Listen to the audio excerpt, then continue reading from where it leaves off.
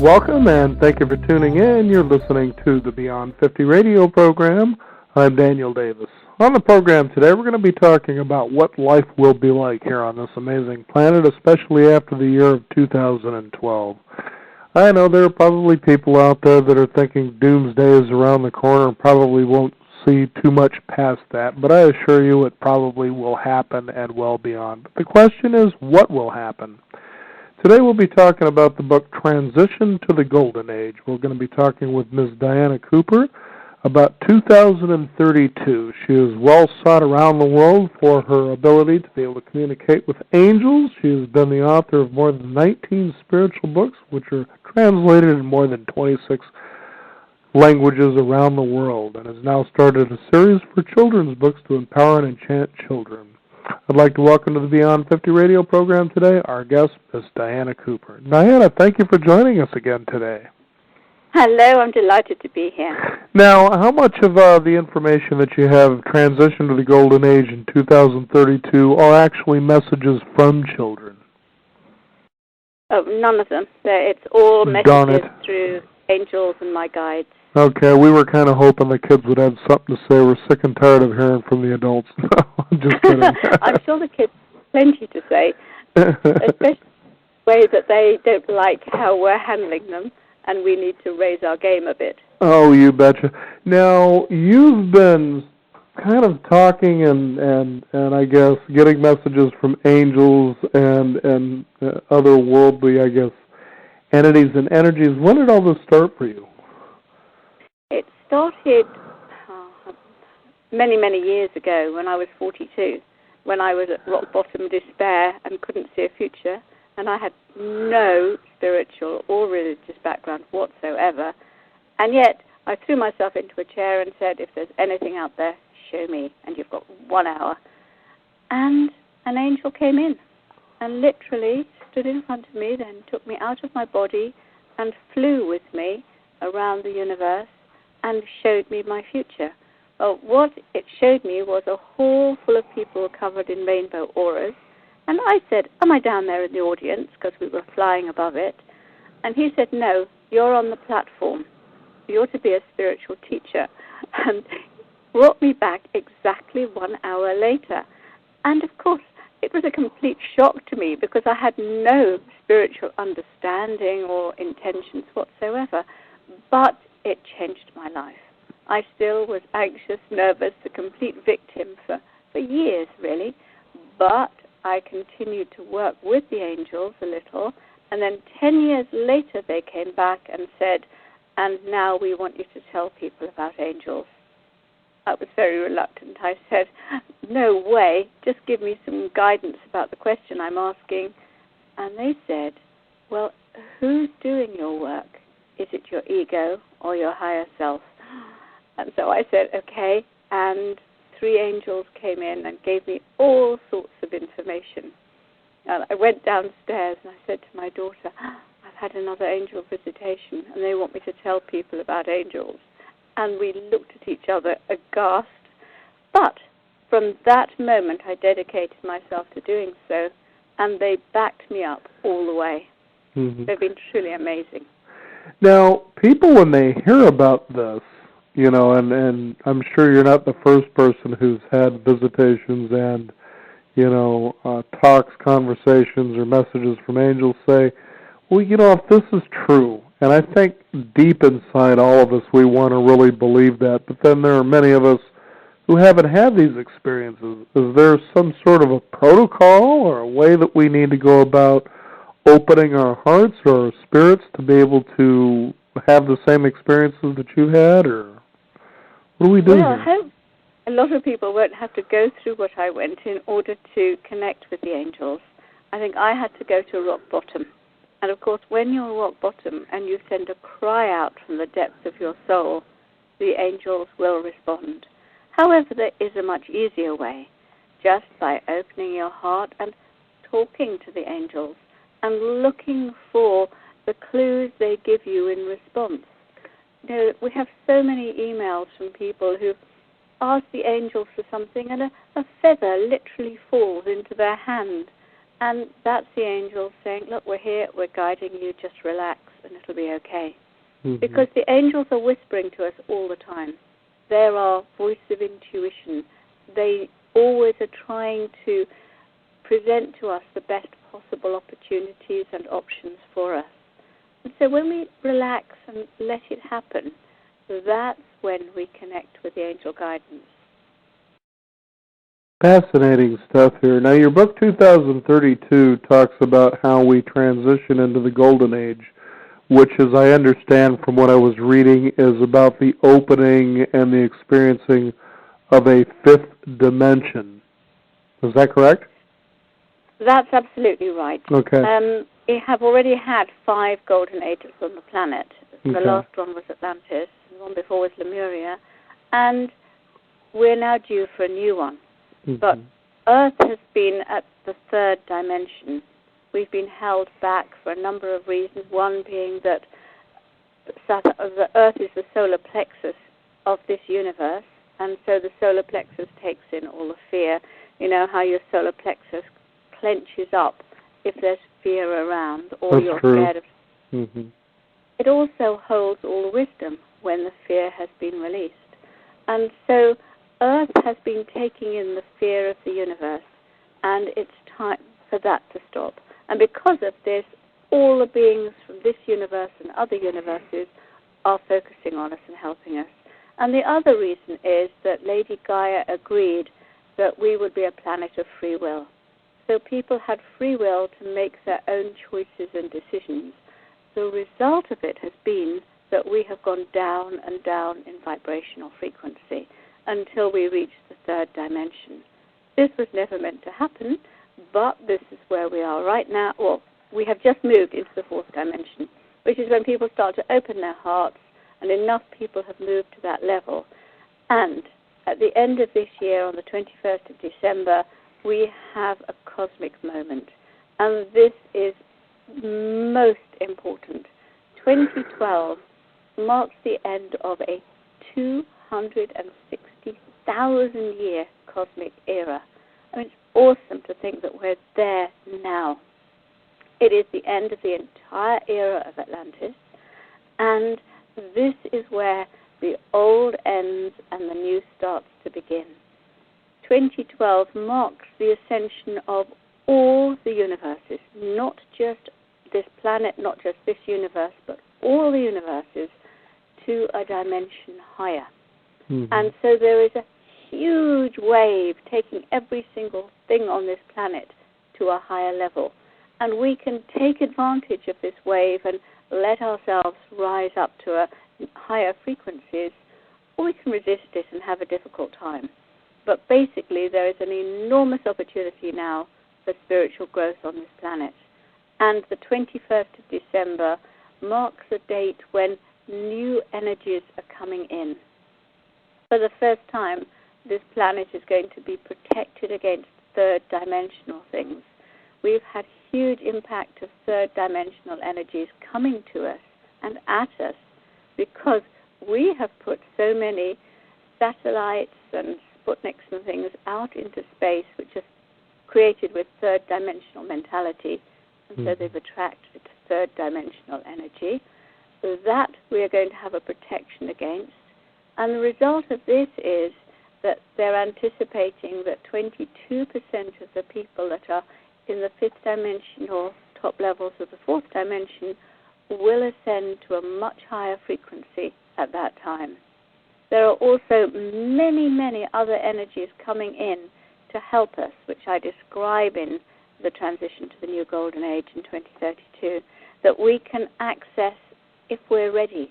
For example, for the first time, if we get the balance of wisdom from Sirius and love from the cosmic heart balanced in our heart, we can experience true happiness for the first time since Atlantis. And this is awesome, and it's now within the reach of anybody who's prepared to put the work in to be ready for that date. So, okay, so... More and more people become psychic. Okay. So describe then, it sounds like you already are, what 5th dimension consciousness will be like. Okay. We're currently in a paradigm where people are acting from greed. This is the big companies. Fear mostly, right? Sorry? Fear mostly, right? Absolutely. Okay. Based greed and fear and people disempowering other people, taking for themselves. Now, that's the old paradigm. All those businesses are in the process of or will soon collapse. They're dinosaurs now because we're moving into the new paradigm, which is about cooperation, people working together, people working in community and harmony. People are looking now to express their soul energy. So for jobs that give them soul satisfaction, where they can use their creativity, or they're working for nature or for the animals or children or the good of the community. And those businesses, those jobs will succeed, and they will be backed up and empowered by the angels in the universe. So we're moving into something totally different, and the old is a vibration that's too low now to be held. Mm-hmm. I know I find it interesting when you take a look at these businesses and what the state of affairs are today about people. As you see these marches on Wall Street, for instance, in the United States, where greed is this thing that people are basically dissenting against. And you have to say to yourself, really, for an individual, how much is enough? At the end of the day, we all we need to breathe, we all need to eat, we all need to not only feel but also give love and to nurture each other. And, no matter how much money you make and no matter how much you acquire, you still have those basic needs that you could remove all those other things and it really wouldn't matter, because in the end it's how much you're able to give and how much you're able to feel gratitude for what you receive at the end of the day. And that can outgrow any of that in abundance. And I can see where this fifth dimension consciousness, as what it sounds like you're describing, that happiness becomes a very tangible thing, and that's really kind of an amazing experiment. Mm-hmm. It is. It's awesome, really, what lies ahead, the possibilities. The people that are only interested in the next car and the big house, they are going to find the transition very, very difficult.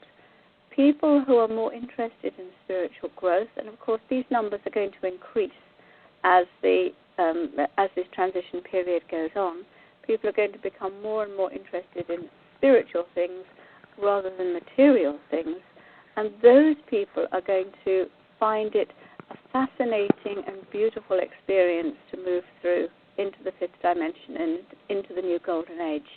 And they will be ready. And they will find that they open up psychically, that they're able to communicate with angels and unicorns and elementals and beings that we normally can't see and communicate with. And they're going to find that life is rich. And because there's so much community-based in the new age that we haven't got now, people are going to find themselves enriched at a heart level, which is a very, very different experience from what we have now. See, places like Wall Street are no longer going to exist in its current format. It may physically exist as buildings, but the energy will be so different. And in places like New York, where there are a lot of high-rise buildings, those people are not able to ground into the energies of Earth. And so high-rise buildings are not going to be built by 2032 at all. People are going to want to connect to the Earth and to who they truly are. And this, again, is going to make people feel more belonging here on Earth.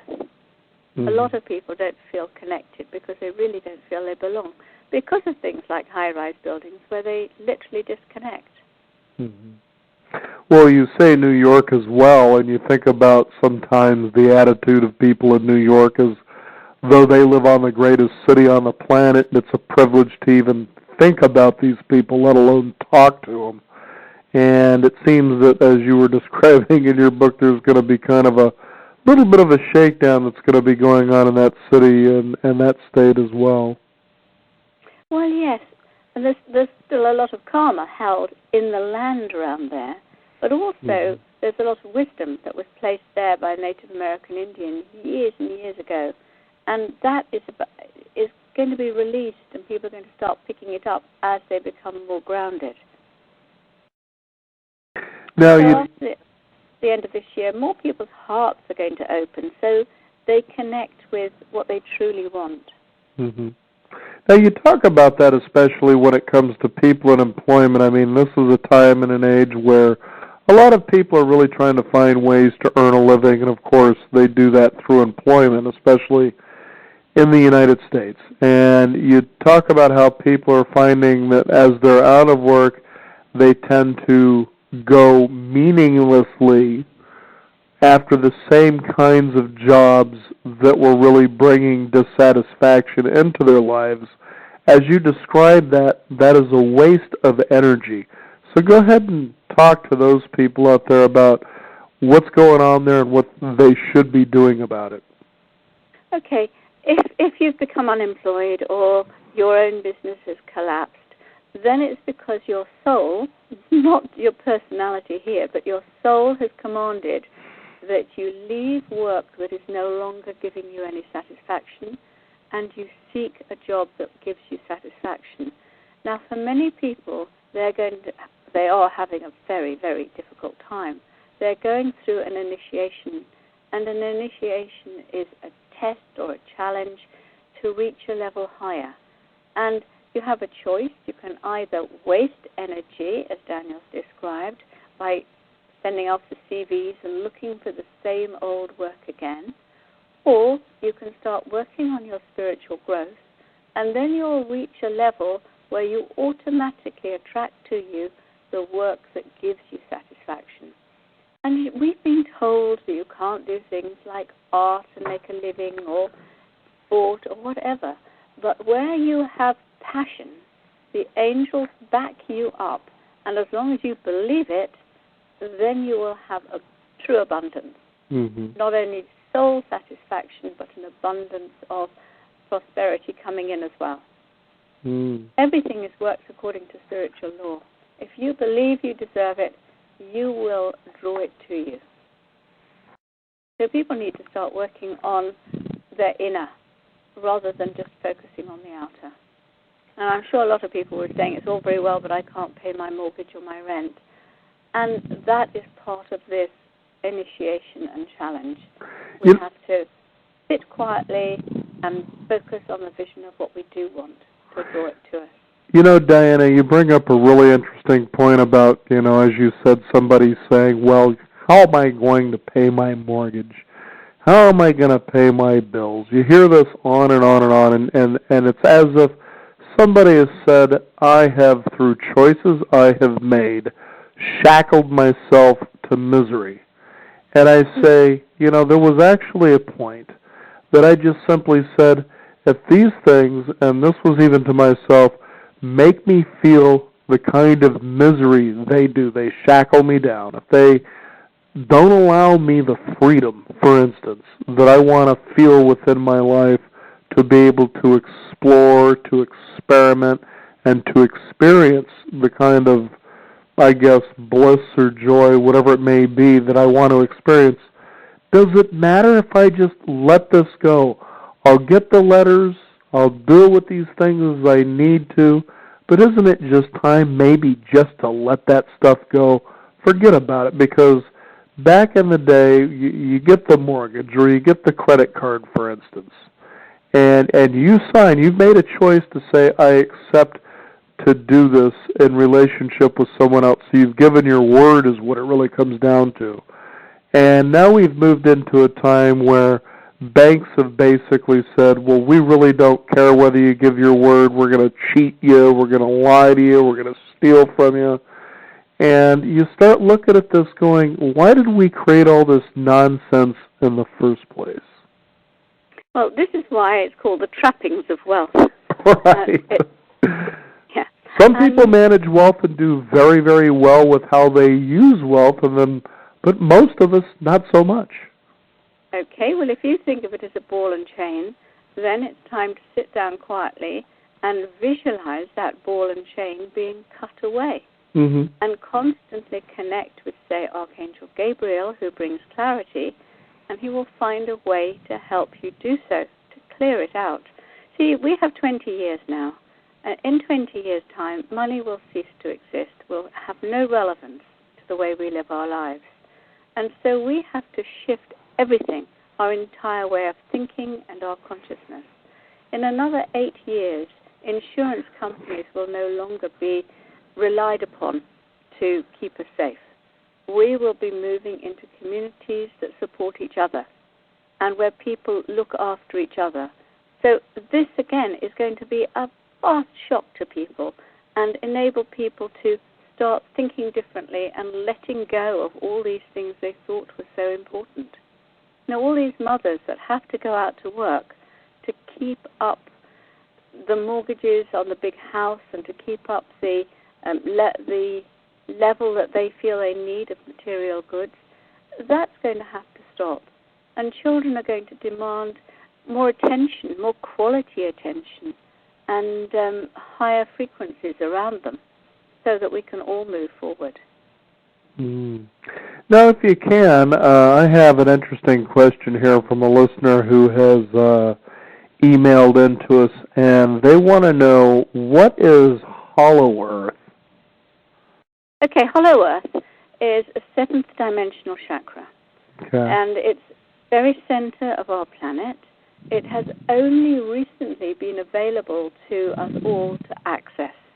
Now, we all know about the angels living in the seventh heaven, which is the seventh dimensional frequency, and Hollow Earth is the seventh dimensional frequency in the center of the planet. There is a vast pyramid in Hollow Earth which contains all the knowledge and wisdom of Earth, and it connects to 4 planets, stars, which are known as the Ascension planets, and Source brings energy down through them into Hollow Earth, and we then Hollow Earth then radiates it up. Now, a very fascinating thing is going to happen at the cosmic moment on the 21st of December, one of the many. At that time, the Earth Star chakra, which is the chakra below your feet that connects into Hollow Earth, and everybody has one, if it's awake, then it's going to start taking in energy from Hollow Earth and enable it to go through all the 12 chakras right up to the stellar gateway, which is Ascension. But it's also planetary ascension. This planet has to move its frequency on that day. And this is why the Olympic Games are in London, because London is the Earth Star chakra of this planet. And it was always going to be in London. We're so unwise. Instead of tuning in to the spiritual realms and saying, where would it be for the highest good that the Olympic Games are held, we all argue amongst ourselves. Now, because London is the Earth Star chakra, it had to be there.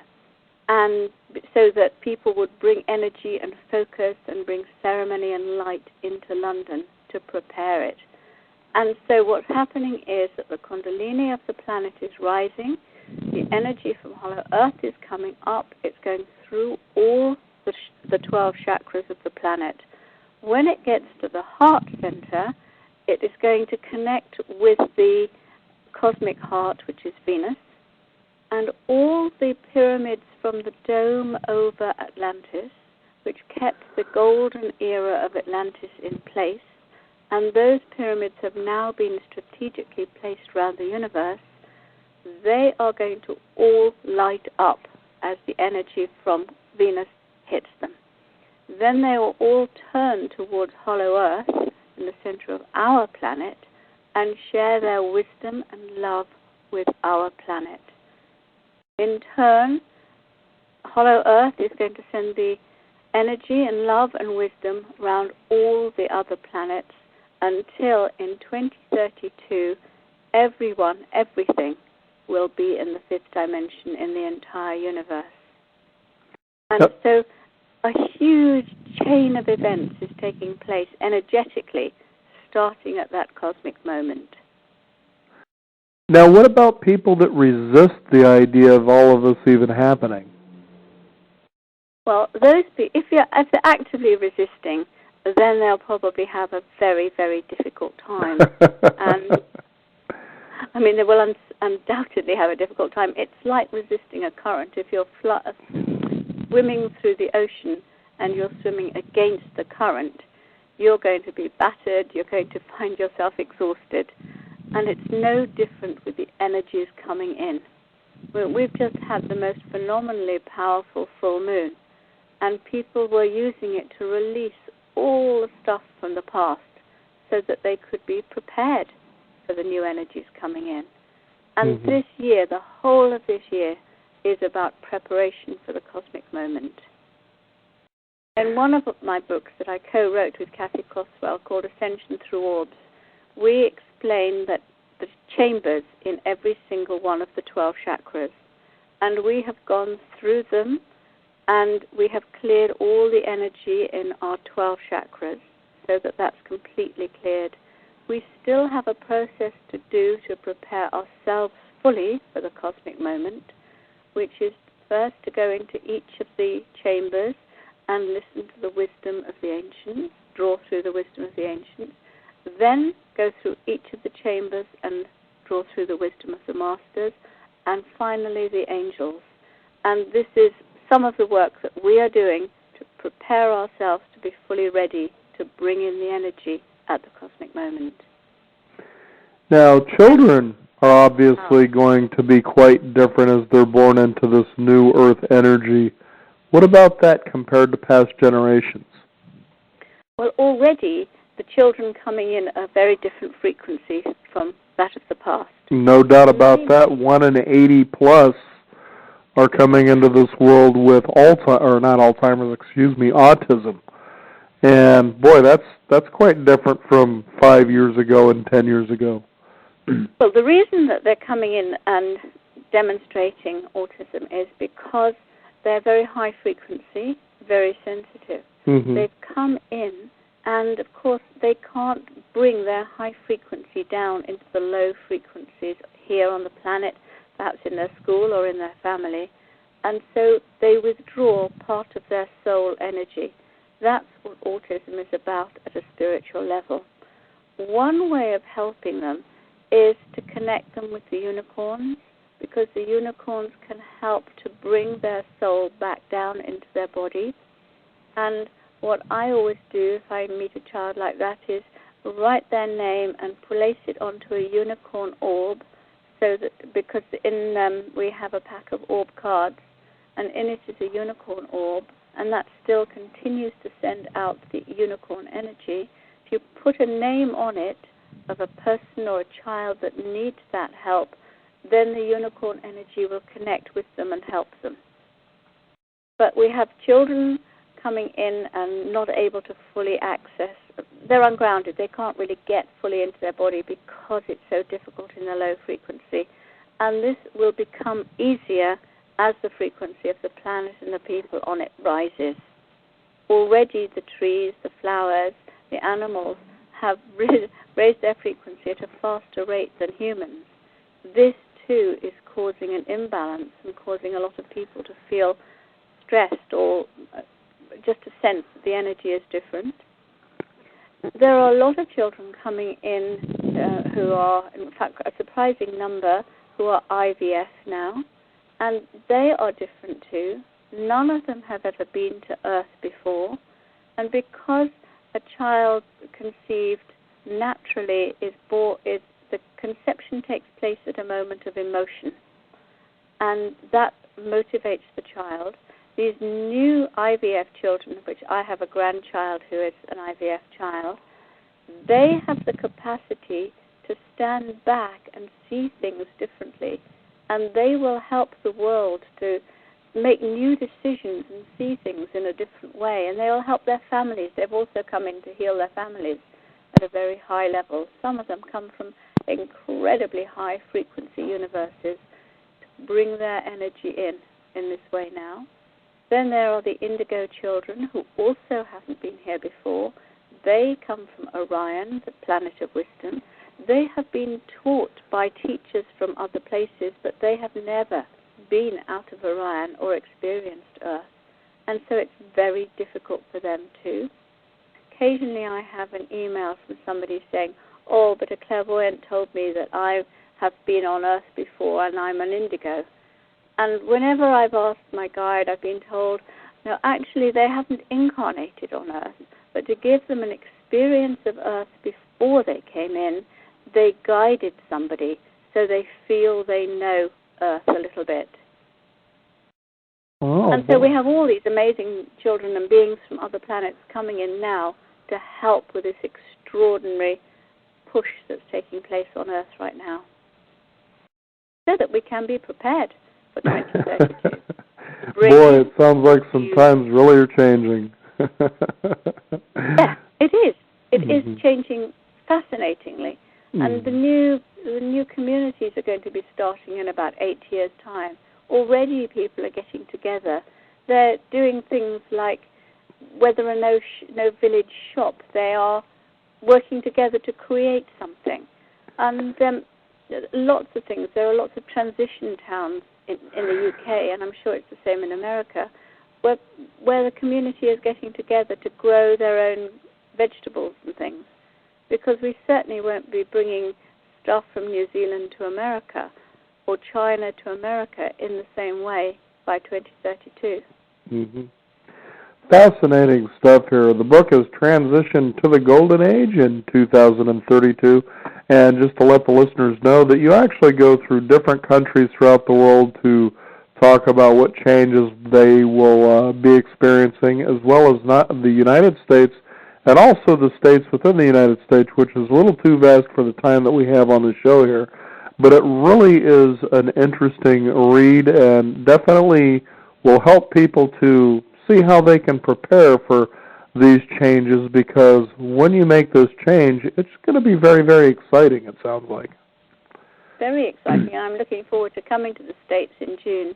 I'm coming to the East Coast, and I'm giving a whole lot of lectures and seminars on how to become an enlightened ascended master, which is now possible for the first time in this lifetime, and also how to get help from the angels to get us safely through the transition.